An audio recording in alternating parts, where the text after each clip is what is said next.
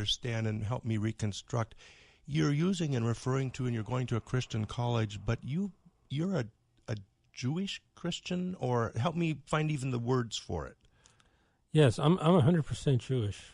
My ancestors came out of the Jewish communities in Eastern Europe that Hitler destroyed. And the reason I'm here talking to you is because they came to the United States around 1910. There were some of the relatives that stayed behind in Germany, and they did not survive the Second World War. So I am 100% Jewish, but then so was Jesus. And the real question is why the Jewish people got separated from their own Messiah, who came not only to provide salvation to them, but to the whole world. Paul was the apostle to the Gentiles, which shocked many people at that time, because the Jewish people felt that God had called them and not the rest of the world, had given them a special position, and the rest of the world a lesser one. But in Christ, there's neither Jew nor Greek, slave or free, but all are brethren together. He's leveled all that. And how, Martin, did that transformation occur in your journey? Very dramatically. I was walking down the street in Waikiki on the island of Oahu, and a gypsy woman stopped me.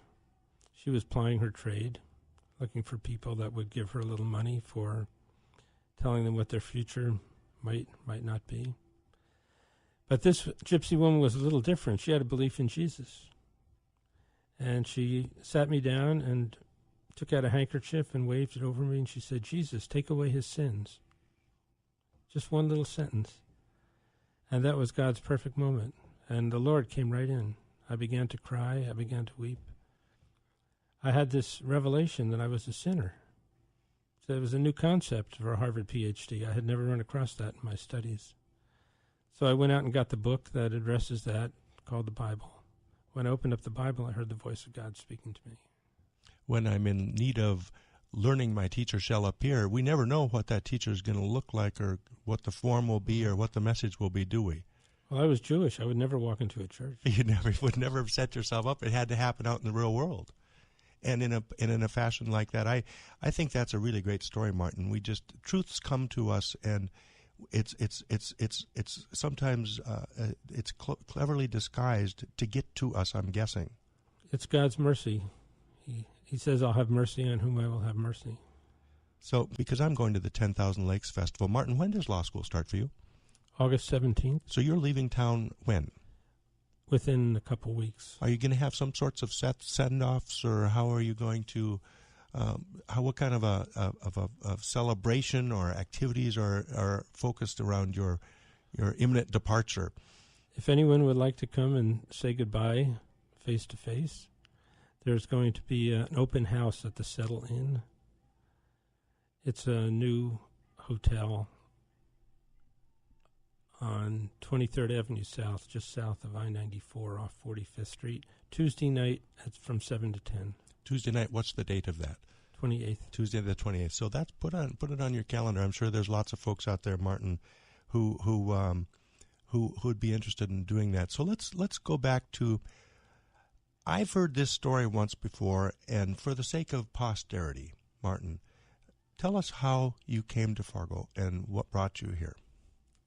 I came here with the Lambs of Christ in a bus called the Limousine. The Limousine. Mm-hmm. I like puns. All right. And when was that? That was in August of 1991, so just about exactly 18 years ago.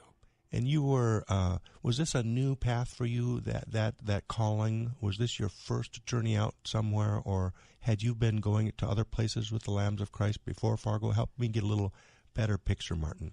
Oh, at that time, I was actually a full-time pro-life missionary. I had gone on a rescue in Dobbs Ferry, New York, in September of 1990. It was a baby doe rescue, and that's where you don't give your name, and you just stay there until they finally let you go. You're just a helpless child. You have no name, and you have no defense. You're just you. And they kept us there for 4 months in a baby doe status, and then let us all go. I'm still not quite visualizing that, what you mean by the baby doe status, Martin. How do you mean? Help me see what that... Well, we identify with the nameless, unwanted, unborn child. And then do what? Sit down in front of the door of the abortion mill. Then the police come and take you away. And then they say, okay, now it's time to book you in to the jail. Let's have your name, your social security number. And we don't say anything. Just sit there like the child in the womb on the day of slaughter without a name. And so we also did not have a name. And this went for how long? 4 months. Would you talk to each other? Yes. So when you're able to, you'd communicate to it, but it was a pre-planned sense of this is our approach. We're not saying anything. We're not giving them any information. Did they extract the information anyway, or how'd they get it? There was some torture that took place. They wanted to take fingerprints, so we didn't cooperate with that. So they took us individually into a room and tortured us. There are interesting ways that fingers of people can be bent to create great pain. And that's what the warden was later fired, as a matter of fact, because the Cardinal O'Connor, who's the Archbishop of New York, called the governor of New York over this, and they ended up changing the warden of the jail.